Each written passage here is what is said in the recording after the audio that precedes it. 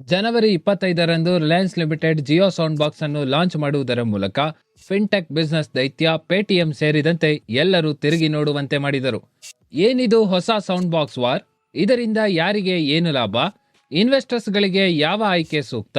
ಒಂದು ಸಣ್ಣ ಸೌಂಡ್ ಬಾಕ್ಸ್ನ ಹಿಂದೆ ಫಿನ್ಟೆಕ್ನ ಲೀಡರ್ ಪೇಟಿಎಂ ಮತ್ತು ಭಾರತದ ಬಿಸಿನೆಸ್ ಕ್ಷೇತ್ರದ ದೈತ್ಯ ರಿಲಯನ್ಸ್ ಇಂಡಸ್ಟ್ರೀಸ್ ಓಡುತ್ತಿರುವುದು ಯಾಕೆ ಎಂದು ಈ ವಿಡಿಯೋದಲ್ಲಿ ನೋಡೋಣ. Welcome to FinBiz Kannada. Business ಮತ್ತು ಫೈನಾನ್ಸ್ ಇನ್ನು ಕನ್ನಡದಲ್ಲಿ. ದಯವಿಟ್ಟು ವಿಡಿಯೋ ಅನ್ನು ಲೈಕ್ ಮಾಡಿ ಮತ್ತು ಚಾನೆಲ್ ಅನ್ನು ಸಬ್ಸ್ಕ್ರೈಬ್ ಮಾಡಿ. ಇದರಿಂದ ನಮ್ಮಂತಹ ಹೊಸ ಚಾನೆಲ್ಗಳಿಗೆ ಇದು ಮುಖ್ಯ. ಕೇವಲ 16 ತಿಂಗಳ ಹಿಂದೆ ಪೇಟಿಎಂ ಮೊದಲ ಬಾರಿಗೆ ಸೌಂಡ್ ಬಾಕ್ಸ್ ಮೂಲಕ ಪೇಮೆಂಟ್ ಕನ್ಫರ್ಮೇಷನ್ ಸಿಸ್ಟಮ್ ಪ್ರಾರಂಭಿಸಿದಾಗ ಹಲವು ಅನುಮಾನ ಮತ್ತು ಪ್ರಶ್ನೆಗಳಿದ್ದವು. ನಂತರದ ಕೆಲವೇ ದಿನಗಳಲ್ಲಿ ಫೋನ್ ಪೇ, ಗೂಗಲ್ ಪೇ ಸೇರಿದಂತೆ ಹಲವು ಕಂಪನಿಗಳು ತನ್ನದೇ ಆದ ಬಾಕ್ಸ್ ಮಾಡೆಲ್ ಅನ್ನು ಜಾರಿ ಮಾಡಿತು. ಆದರೆ ಇಲ್ಲಿ ಫಸ್ಟ್ ಮೂವರ್ಸ್ ಅಡ್ವಾಂಟೇಜ್ ಪಡೆದ ಪೇಟಿಎಂ ಬಹುಪಾಲು ಮಾರ್ಕೆಟ್ ಶೇರ್ ಅನ್ನು ಪಡೆದುಕೊಂಡಿತು. ಅರೆ, ನಿಮ್ಮ ಅಕೌಂಟ್ಗೆ ಇಷ್ಟು ದುಡ್ಡು ಬಂದಿದೆ ಎಂದು ಒದರುವ ಒಂದು ಸಣ್ಣ ಮಷಿನ್ಗೆ ಯಾಕೆ ಇಷ್ಟು ಇಂಪಾರ್ಟೆಂಟ್ ಎನ್ನಿಸಿದರೆ ಅದಕ್ಕೆ ಉತ್ತರ ಹೀಗಿದೆ ನೋಡಿ.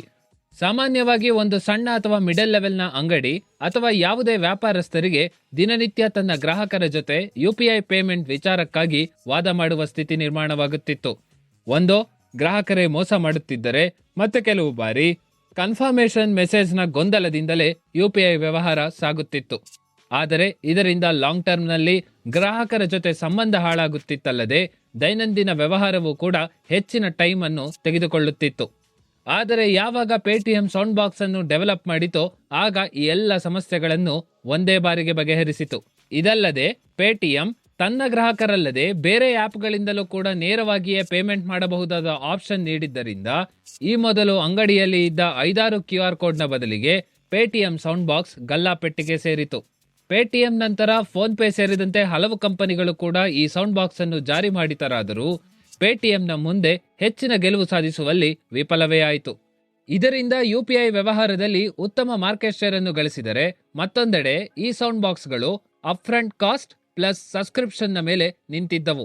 ಅಂದರೆ ಈ ಸೌಂಡ್ ಬಾಕ್ಸ್ ಅನ್ನು ಕೊಳ್ಳಲು ಮೊದಲು ನೀವು ಅಪ್ಫ್ರಂಟ್ ಚಾರ್ಜ್ ಅನ್ನು ಕಟ್ಟಬೇಕು. ತದನಂತರ ಉಪಯೋಗಿಸಲು ಪ್ರತಿ ತಿಂಗಳು ಮಂತ್ಲಿ ಚಾರ್ಜ್ ಅನ್ನು ಕೂಡ ಕಟ್ಟಬೇಕಿತ್ತು.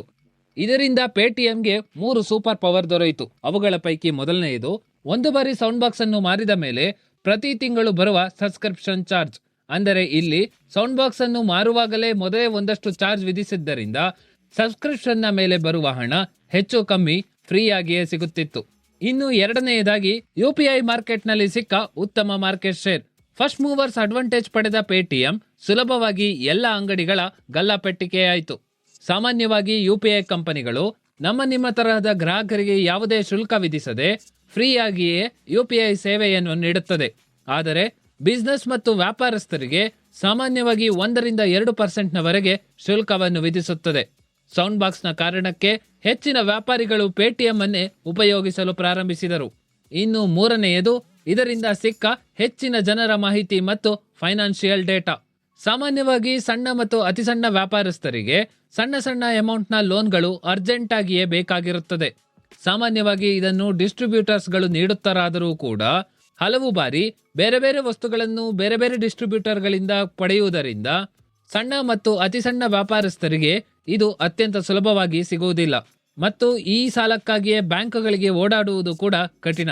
ಇಲ್ಲಿ ಪೇಟಿಎಂ ಹತ್ತಿರ ಈಗಾಗಲೇ ವ್ಯಾಪಾರದಾರರ ಎಲ್ಲಾ ಫೈನಾನ್ಷಿಯಲ್ ವಿವರ ಲಭ್ಯವಿದ್ದರಿಂದ ಅತ್ಯಂತ ಸುಲಭ ಮತ್ತು ಎಫೆಕ್ಟಿವ್ ಆಗಿ ಸಾಲಗಳನ್ನು ನೀಡಲಾಗುತ್ತದೆ. ಇನ್ನು ಸದ್ಯ ಪೇಟಿಎಂನ ಚಾರ್ಜಸ್ ಗಳನ್ನು ನೋಡೋದಾದರೆ ಸುಮಾರು 500-1000 ರೂಪಾಯಿವರೆಗೆ ಮೊದಲಿಗೆ ಕಟ್ಟಬೇಕಿದ್ದರೆ, ನಂತರ ಪ್ರತಿ ತಿಂಗಳು ಸುಮಾರು 75-125 ರೂಪಾಯಿವರೆಗೂ ಕೂಡ ಚಾರ್ಜಸ್ಗಳು ಇವೆ. ಇನ್ನು ಇವುಗಳ ನೇರ ಕಾಂಪಿಟೇಟರ್ಸ್ ಗಳಾದ ಫೋನ್ ಪೇ, ಗೂಗಲ್ ಪೇದು ಕೂಡ ಹೆಚ್ಚು ಕಡಿಮೆ ಅಷ್ಟೇ ಹಣ. ಆದರೆ ಹೀಗಿದ್ದ ಮಾರ್ಕೆಟ್ನಲ್ಲಿ ಜಿಯೋ ಈಗ ತನ್ನದೇ ಆದ ಫ್ರೀ ಮಾಡೆಲ್ ಮೂಲಕ ಹವಾ ಎಬ್ಬಿಸಲು ಸಜ್ಜಾಗಿದೆ. ಇಲ್ಲಿ ಜಿಯೋ ಈಗಾಗಲೇ ತನ್ನ ಫ್ಲಾಗ್ಶಿಪ್ ಪ್ರಾಡಕ್ಟ್ ಆಗಿರುವ ಜಿಯೋ ಭಾರತ್ 4G ಫೀಚರ್ ಫೋನ್ಗಳಲ್ಲೇ ಹೊಸ ಫೀಚರ್ ಅನ್ನು ನೀಡಲಾಗಿದ್ದು, ಅದೇ ಸೌಂಡ್ ಬಾಕ್ಸ್ ಆಗಿಯೂ ಕೂಡ ಕೆಲಸ ಮಾಡಲಿವೆ. ಆದರೆ ಇಲ್ಲಿ ಗೇಮ್ ಚೇಂಜರ್ ಆಗುತ್ತಿರುವ ಒಂದು ಮುಖ್ಯ ಕಾರಣ, ಈ ಎಲ್ಲ ಫೀಚರ್ಗಳು ಕೂಡ ಫ್ರೀ. ಕೇವಲ ಒಂದು ಹೊಸ ಫೀಚರ್ ಫೋನ್ ದಿನನಿತ್ಯದ ಫೋನ್ನ ಕೆಲಸದ ಜೊತೆಗೆ ಸೌಂಡ್ ಬಾಕ್ಸ್ನ ಕೆಲಸವನ್ನು ಕೂಡ ಮಾಡುತ್ತದೆ. ಸದ್ಯ ಈ ಜಿಯೋ ಫೋನ್ಗಳು 699 ರೂಪಾಯಿಯಿಂದ ಪ್ರಾರಂಭವಾಗಲಿದ್ದು, ಅದರ ಜೊತೆ ಈ ಫೋನ್ಗಳು ಉತ್ತಮವಾದ ಆಡಿಯೋ ಕ್ವಾಲಿಟಿಯನ್ನು ಮೊದಲಿನಿಂದಲೇ ಹೊಂದಿವೆ. ಸದ್ಯ ಈ ಫೀಚರ್ ಫ್ರೀ ಇರೋದರಿಂದ ಪೇಟಿಎಂ ಅಥವಾ ಬೇರೆ ಕಂಪನಿಗೆ ಹೋಲಿಸಿದರೆ ಅಪ್ಫ್ರಂಟ್ ಮತ್ತು ಸಬ್ಸ್ಕ್ರಿಪ್ಷನ್ ಚಾರ್ಜ್ನಲ್ಲಿ ಉಳಿತಾಯವಾಗುತ್ತದೆ. ಅಲ್ಲಿಗೆ ಕೇವಲ 6-7 ತಿಂಗಳ ಲೆಕ್ಕಾಚಾರದ ಒಳಗೆ ಕೂಡ ನಿಮಗೆ ಎಲ್ಲಾ ಖರ್ಚುಗಳು ತೀರಿ ಸಂಪೂರ್ಣವಾಗಿಯೇ ಫ್ರೀ ಆಗುತ್ತದೆ. ಇದರಿಂದ ಪ್ರಮುಖವಾಗಿ ಸಣ್ಣ ಮತ್ತು ಅತಿ ಸಣ್ಣ ಬಿಸ್ನೆಸ್ ಮತ್ತು ಅಂಗಡಿಗಳು ಜಿಯೋದ ಕಡೆ ಮುಖ ಮಾಡುವ ಸಾಧ್ಯತೆ ಇದ್ದು, ಇದರಿಂದ ಅತಿದೊಡ್ಡ ಮಾರ್ಕೆಟ್ ಶೇರ್ ಪಡೆಯುವ ಪೇಟಿಎಂ ಕನಸಿಗೆ ಹೊಡೆತ ನೀಡಲಿದೆ. ಅದರ ಜೊತೆಗೆ ಈ ಸೌಂಡ್ ಬಾಕ್ಸ್ ನಿಂದ ಸಿಕ್ಕಿದ್ದ ದೊಡ್ಡ ಕಸ್ಟಮರ್ ಬೇಸ್ ಮತ್ತು ಅದರಿಂದ ಸಿಕ್ಕಿದ್ದ ಬೇರೆ ಸೂಪರ್ ಪವರ್ಗಳನ್ನು ಕೂಡ ಪೇಟಿಎಂ ಕಳೆದುಕೊಳ್ಳಬೇಕಾದ ಸ್ಥಿತಿ ನಿರ್ಮಾಣವಾಗುತ್ತದೆ. ಇದಕ್ಕೆ ಪರ್ಯಾಯವಾಗಿ ಈಗಾಗಲೇ ಪೇಟಿಎಂ ಕೂಡ ಮೊಬೈಲ್ ಫೀಚರ್ ಅನ್ನು ಲಾಂಚ್ ಮಾಡುವ ಕಡೆಗೆ ನೋಡುತ್ತಿದೆ. ಆದರೆ ಸೌಂಡ್ ಬಾಕ್ಸ್ ಪ್ರಾರಂಭವಾದಾಗಲಿಂದ ಮಾರ್ಕೆಟ್ನಲ್ಲಿ ಡಾಮಿನೆನ್ಸ್ ಹೊಂದಿದ್ದ ಪೇಟಿಎಂಗೆ ಮೊದಲ ಬಾರಿ ದೊಡ್ಡ ಹೊಡೆತ ಬೀಳುವ ಭಯವಿದೆ. ಇಲ್ಲಿ ಗಮನಿಸಬೇಕಾದ ಅಂಶವೆಂದರೆ ಈ ಫೀಚರ್ ಅನ್ನು ರಿಲಯನ್ಸ್ ಲಿಮಿಟೆಡ್ ಆಫರ್ ಮಾಡುತ್ತಿದ್ದು, ಸದ್ಯ ಇದಕ್ಕೂ ಜಿಯೋ ಫಿನಾನ್ಷಿಯಲ್ ಸರ್ವಿಸಸ್ಗೂ ಯಾವುದೇ ಸಂಬಂಧವಿಲ್ಲ. ಆದರೆ ಮುಂದಿನ ದಿನಗಳಲ್ಲಿ ಇದನ್ನು ಜಿಯೋ ಫಿನಾನ್ಷಿಯಲ್ ಸರ್ವಿಸಸ್ಗೂ ಟ್ರಾನ್ಸ್ಫರ್ ಮಾಡಬಹುದು ಅಥವಾ ಕೇವಲ ಡೇಟಾವನ್ನು ಕೂಡ ನೀಡಬಹುದು. ಆದರೆ ಸದ್ಯ ಇದಿನ್ನು ರಿಲಯನ್ಸ್ ಕೆಳಗೆ ಇರೋದರಿಂದ ಸುಲಭವಾಗಿ ಹೆಚ್ಚಿನ ಹಣ ಇನ್ವೆಸ್ಟ್ ಮಾಡಿ ಮುಂದಿನ ಗ್ರೋತ್ಗೂ ಕೂಡ ದಾರಿ ಮಾಡಿಕೊಡಬಹುದು. ಅಲ್ಲಿಗೆ ಮುಂದಿನ ಕೆಲವು ದಿನಗಳಲ್ಲಿ ವಿಪರೀತ ಸ್ಪರ್ಧೆಯ ಕಾರಣ ದರಗಳಲ್ಲಿ ವಿಪರೀತ ಕಡಿತ ಉಂಟಾಗುವ ಸಾಧ್ಯತೆ ಇದೆ.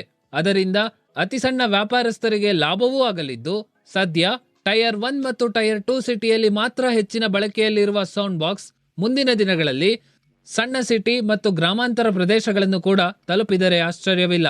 ಹೇಗೆ ವಾಯ್ಸ್ ಕಾಲ್ ಮೇಲೆ ಚಾರ್ಜ್ ಮಾಡುತ್ತಾ ಇದ್ದ ಟೆಲಿಕಾಂ ಕ್ಷೇತ್ರ ಜಿಯೋ ಇಂದಾಗಿ ಡೇಟಾ ಕಡೆಗೆ ಹೊರಳಿತೋ, ಹಾಗೆ ಇಲ್ಲೂ ಕೂಡ ಸಬ್ಸ್ಕ್ರಿಪ್ಷನ್ ಮಾಡೆಲ್ ಅನ್ನೇ ಬದಲಿಸಿದರೆ ಅಚ್ಚರಿ ಇಲ್ಲ. ಇನ್ನು ಗ್ರಾಹಕರಿಗೆ ದರ ಕಡಿತದಿಂದ ಸ್ವಲ್ಪ ರಿಲೀಫ್ ಸಿಗಲಿದ್ದು, ಕಾಂಪಿಟೇಷನ್ ಇಂದ ಒಂದಷ್ಟು ಆಫರ್ಗಳು ಕೂಡ ಸಿಗಬಹುದು. ಇನ್ವೆಸ್ಟರ್ಸ್ ಗಳಿಗೆ ಸದ್ಯ ವೇಟ್ ಅಂಡ್ ವಾಚ್ ದಾರಿಯೇ ಬೆಸ್ಟ್. ಇನ್ನು ಪೇಟಿಎಂ ಕಂಪನಿ ನೋಡೋದಾದ್ರೆ ಸದ್ಯ ಇನ್ನೂ ಕೂಡ ಸಂಪೂರ್ಣವಾಗಿ ಲಾಭಕ್ಕೆ ಮರಳಿಲ್ಲ.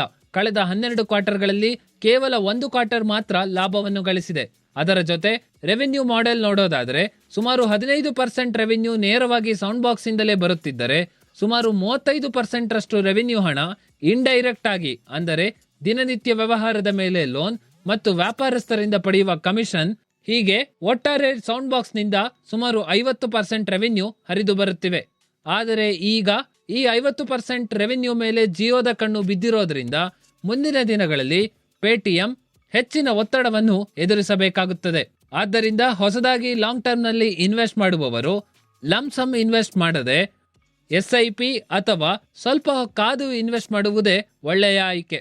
ಕಳೆದ 1 ತಿಂಗಳಲ್ಲಿ ಪೇಟಿಎಂ ಸುಮಾರು 20% ಕರೆಕ್ಷನ್ ಅನ್ನು ಈಗಾಗಲೇ ನೀಡಿದ್ದು, ಇದಕ್ಕೆ ಪ್ರಮುಖವಾಗಿ ಕಾಂಪಿಟೇಷನ್, ಕೆಲವು ವ್ಯಕ್ತಿಗಳ ರಾಜೀನಾಮೆ ಮತ್ತು ಕೆಲವು ಲೀಗಲ್ ಸಮಸ್ಯೆಗಳು ಕೂಡ ಇವೆ. ಇನ್ನು 2025ರ ಈ ವರ್ಷದಲ್ಲಿ ಸೌಂಡ್ ಬಾಕ್ಸ್ ನ ಸುತ್ತ ಜಿಯೋ ವರ್ಸಸ್ ಪೇಟಿಎಂ ನ ನಡುವೆ ದೊಡ್ಡ ಬಿಸ್ನೆಸ್ ವಾರ್ ನಡೆಯುವ ಸಾಧ್ಯತೆ ಇದ್ದು, ಈ ಯುದ್ಧದಲ್ಲಿ ಯಾರು ವಿಜಯರಾಗುತ್ತಾರೆ, ಯಾರು ಹೆಚ್ಚಿನ ಮಾರ್ಕೆಟ್ ಶೇರ್ ಅನ್ನು ಪಡೆಯುತ್ತಾರೆ ಎಂದು ಕಾದು ನೋಡಬೇಕು ಅಷ್ಟೇ. ಇದರೊಂದಿಗೆ Jio versus Paytm sound box ವಾರ್ನ ಕುರಿತ ಈ ವಿಡಿಯೋವನ್ನು ಇಲ್ಲಿಗೆ ಮುಗಿಸ್ತಾ ಇದ್ದೀನಿ. ಈ ಸೌಂಡ್ ಬಾಕ್ಸ್ ವಾರ್ನ ಕುರಿತ ನಿಮ್ಮ ಅಭಿಪ್ರಾಯವನ್ನು ಕಮೆಂಟ್ ಮಾಡಿ ಮತ್ತು ದಯವಿಟ್ಟು ನಮ್ಮ ಚಾನೆಲ್ ಅನ್ನು ಸಬ್ಸ್ಕ್ರೈಬ್ ಮಾಡಿ. ಮುಂದಿನ ವಿಡಿಯೋದಲ್ಲಿ ಮತ್ತೆ ಭೇಟಿಯಾಗೋಣ. ಜೈ ಹಿಂದ್, ಜೈ ಕರ್ನಾಟಕ.